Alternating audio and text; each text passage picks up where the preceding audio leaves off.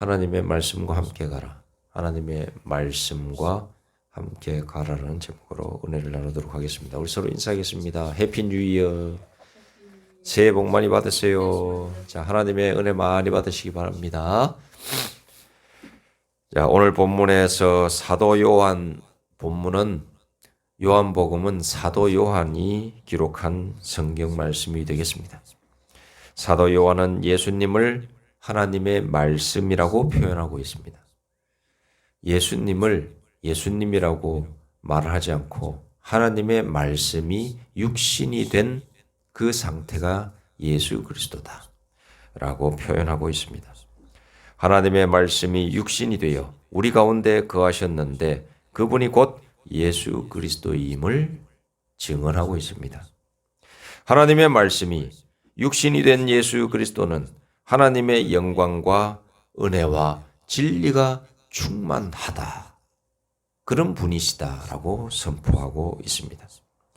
사도 요한이 하나님의 말씀이 육신이 된 예수 그리스도를 전파하면서 과거 세례 요한, 침례 요한이 행했고 그가 한 말을 언급하고 있습니다. 오늘 말씀해 보니까 예수님께서 마침내 이제 세상에 드러나시는 상황이 됐습니다. 30살쯤 돼서 이제 예수님께서 세상 사람들, 이스라엘 백성들 앞에 다 나타나게 됩니다. 그리고 천국 사역을 시작하시면서 무엇을 제일 먼저 했느냐? 세례를 제일 처음에 받았습니다. 엄밀히 말하면 침례를 제일 먼저 받았습니다. 요단강에서 물 세례를 받는 과정을 거치는데 하나님의 아들이신 예수님은 물 세례를 원래는 받으실 필요가 없어요. 물 세례의 주체자, 주관자이신 하나님이고 하나님의 아들이신 예수 그리스도는 오히려 이 물 세례를 베푸는 주관자가 되어야 되는데 본인이 맞을 필요는 없어요. 그런데 본인이 물 세례를 직접 받으셨습니다. 왜 그랬느냐? 물 세례를 받으신 것은 믿음의 증표와 선포로서의 물 세례를 귀하게 여기셨기 때문에 하나님이자 하나님의 아들이신 예수님이 본인이 직접 이 물 세례, 물 침례를 받지 아니하면 나중에 믿는 자들이 이 침례, 이 세례에 대해서 업신여길 수 있기 때문에 이 물 세례가 그만큼 중요하다. 너희의 믿음의 표현으로서 너희의 신앙의 한 행태로서 행해지는 이 물 세례, 세례식이 얼마나 중요한지, 침례식이 얼마나 중요한지 모든 대대손손이 만세에 이르도록 알려주시기 위해서 직접 예수님께서 물 침례를 받으신 겁니다. 예수 그리스도는 물 세례를 누구에게 받으셨느냐? 세례자 요한, 엄밀히 말하면 침례자 요한에게 받으셨어요. 우리가 여기에서 조심해야 하는 것은 그러면 세례, 침례 두 가지 말이 나오고 있죠. 세례냐 침례자 이것이 중요한 것이 아니라 세례를 받는 그 사람, 침례를 받는 그 사람의 믿음의 상황이 중요하다라는 사실을 여러분 아시기 바랍니다. 예수님은 요단강에서 온몸이 푹 빠졌다가 다시 일어서는 침례를 받으셨습니다. 침례자 요한은 외칩니다. 오늘 말씀 15에서 18절까지 말씀해 보니 요한이 이 예수님에 대하여 증언하여 외쳐 이르기를 내가 전에는 이렇게 말을 하고 있죠. 자, 한번 보겠습니다. 요한이 그에 대하여, 즉 예수님입니다. 예수님이 오셨을 때에 예수님이 이 침례자 요한, 세례자 요한에게 다 침례를 받으세요. 그러면서 이 요한이 하는 말이에요. 이 요한은 사도 요한이 아닙니다. 이 요한복음을 기록한 요한이 아니고 누구냐? 세례자 요한이에요. 요한이라는 이름이 많이 있어요. 많이 있는데 그래서 지칭하는 거예요. 세례자, 침례자 요한, 또 사도 요한. 앞에 이렇게 별칭을 붙여주는 겁니다. 여기서 나오는 요한은 세례자 요한. 그 요단강에서 세례를 많은 사람들에게 회개의 세례를 베풀던 그 요한이 자기를 찾아온 예수님을 향하여 뭐라고 얘기하느냐? 그에 대하여 증언하여 외쳐 이르되 내가 전에 말하기를 내 뒤에 오시는 이가 나보다 앞선 것은 나보다 먼저 계심이라. 비록 세례자 요한은 예수님보다 6개월 먼저 태어났어요. 그러면 말이 좀 틀린데 예수님이 6개월 뒤에 태어났으니까 뭐 동생일 수 있잖아요. 그런데 아니다. 이분은 나보다 먼저 계신 분이시다. 이렇게 말한 이유가 무엇이겠습니까? 그것은 만세 전부터 이 세상이 창조되기 전부터 하나님께서 이 세상을 창조하실 때 그 옆에 보좌 우편에서 같이 함께 그 사역에 동참하셨던 분이 이 예수 그리스도이기 때문에 자기는 아무것도 아닌 인간적인 존재이나 나를 찾아온 이 예수님은 하나님이시자 만세 전부터 살아서 계셨던 하나님의 아들이시다. 그러므로 나보다 먼저 계심이라 이렇게 표현하는 겁니다. 이 사람을 가리킴이라 하니라. 우리가 다 그의 충만한 데서 받으니 은혜 위에 은혜라. 율법은 모세로 말미암아 주어진 것이요 은혜와 진리는 예수 그리스도로 말미암아 온 것이니라. 본래 하나님을 본 사람이 없으되 아버지 품속에 있는 독생하신 하나님이 나타내셨느니라. 예수 그리스도는 누구이신가? 예수 그리스도는 하나님의 말씀이 육신이 된 상태다 이 말씀입니다. 고로 예수 그리스도는 하나님의 말씀입니다. 예수 그리스도는 성경 그 자체인 거예요. 예수님이 곧 성경입니다. 예수님이 곧 하나님의 말씀입니다. 이런 의미에서 우리는 예수 그리스도와 함께 살아야 되는 거예요. 예수 그리스도와 함께 걸어가야 되고 예수 그리스도와 함께 동행해야 하는 겁니다. 그럴 때에 우리가 예수 그리스도와 함께 동행하면서 걸어갈 때에 우리의 모든 환난은 아무것도 아닌 것이 된다 이 말씀입니다. 여러분 갈릴리 호수 아시는지 모르겠는데 갈릴리 호수 히브리어는 고대 그리스어로는 갈릴라이 아스라는 이 호수가 이스라엘 북쪽에 담수호가 있어요. 큰 호수입니다. 둘레가 약 53km, 남북으로 21km, 동서로 11km. 면적이 166제곱킬로미터 이릅니다. 호수 둘레 빙 둘르면 50km. 언뜻 보기에는 이 호수가 바다처럼 보입니다. 이쪽 끝에서 저쪽 끝이 잘 안 보이거든요. 그러니까 바다처럼 보이는 호수가 있습니다. 그 큰 호수. 동북쪽 헤르몬산에서 발원한 물이 그 갈릴리 호수로 다 들어와서 그 갈릴리 호수에 있는 그 물이 또 요단강이라고 하는 지류를 통해서 밑에 남쪽인 사해까지 이렇게 흘러가는 거예요. 그런데 다 큰 담수호로 있는 이 호수, 갈릴리 호수가 바다처럼 보인다고 그랬죠. 이 바다 같은 이 호수에서 배를 타고 예수님과 제자들이 이쪽에서 저쪽으로 쭉 항해를 하고 오셨습니다.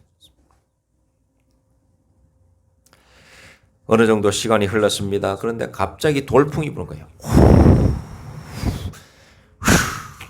하면서 돌풍이 불면서 파도가 치기 시작하는 겁니다.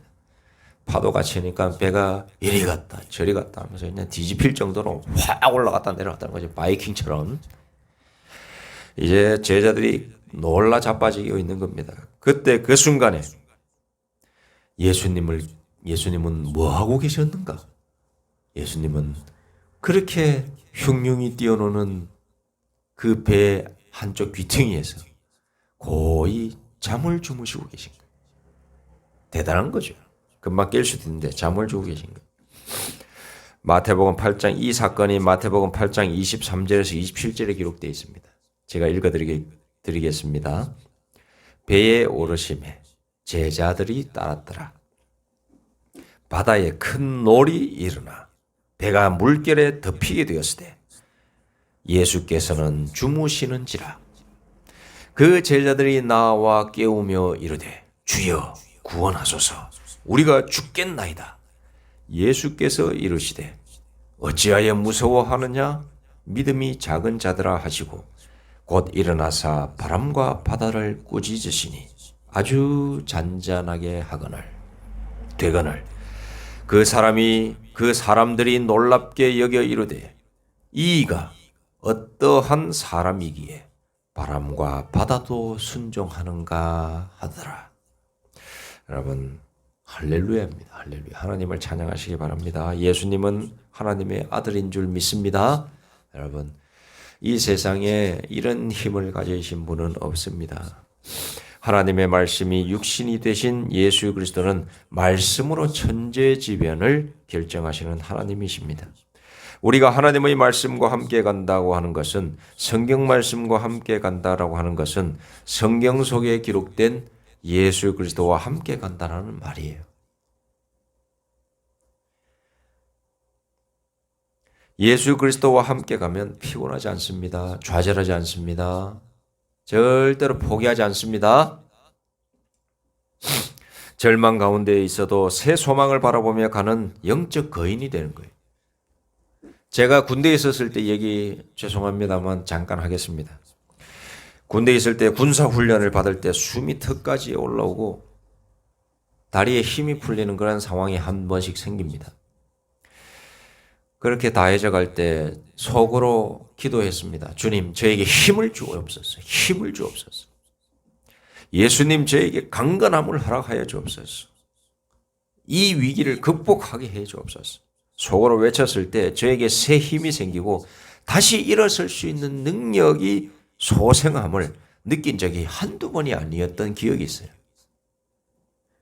이런 저의 모습을 보고 다른 사람들은 다 포기하고 좌절했을 때에 저는 좌절하지 아니하고 끝까지 이겼던 그런 기억이 있는데, 그럴 때에 그런 저의 모습을 보면서 장교나 그 병사들이 저에게 뭐라고 했느냐. 범상치 않은 분이십니다. 라고 이렇게 나에게 항상 말들을 해줬던 기억이 있습니다. 모든 것은 하나님의 힘이다. 하나님의 말씀인 예수 그리스도와 함께 가려고 했던 작은 노력이 저로 하여금 그런 은혜를 받아 누리게 했던 것입니다. 그런 영적인 경험을 하게 된 거죠. 우리 친구들도 이런 하나님을 끝까지 잘 믿으시기 바랍니다. 그러면은 하나님께서 여러분과 함께 해주시고 동행해 주시면 여러분이 못하는 거 할 수 있게 되는 줄로 믿으시기 바랍니다. 자, 오늘 성경과 함께 가라. 하나님의 말씀과 함께 가라. 여러분 함께 가십시오. 올 한 해 구약 신약 여러분 한번 다 못 읽으셔도 됩니다. 잠언이나 눈에 쏙쏙 들어오는 그런 하나님의 말씀들을 꼭 그것만이라도 읽으시기 바랍니다. 제가 추천해드리고 싶은 것은 요한복음은 다 한번 읽어보시면 좋아요. 요한복음. 그리고 저기 잠언과 시편, 구약에서는 시편과 잠언, 전도서 요 세 개, 신약은 요한복음, 요 네 개를 올 한 해 꼭 한번 다 읽어보시기를 소망합니다. 그 속에 보면은 다 하나님의 뜻이 담겨 있습니다. 그리고 이 세상을 살아가면서 주시는 하나님의 지혜가 담겨 있어요. 자, 우리 모두 올 한 해 신년을 맞이하여서 다짐을 해야 되는데, 성경과 함께 가시는, 성경과 함께 가겠다, 하나님의 말씀과 함께 가겠다라고 결심하는 저와 우리 모두가 되기를 간절히 소망합니다. 기도드리겠습니다. 하나님 아버지 감사합니다. 저에게 성경, 하나님의 말씀을 주심을 감사합니다. 이 성경을 통하여 우리는 구원을 받고, 이 성경을 통하여 우리는 은혜를 받아서 이 힘든 세상을 극복할 의지가 생기고 힘을 가지고 살아가는 믿는 자들이 다 되어가는 줄로 믿습니다. 이 성경의 귀중함을 다시 한번 깨닫게 하여 주시고, 성경 속에서 주시는 은혜를 받아 누리며 함께 걸어가는 우리 모두가 되게 하여 주시옵소서. 예수님의 이름으로 기도드립니다. 아멘.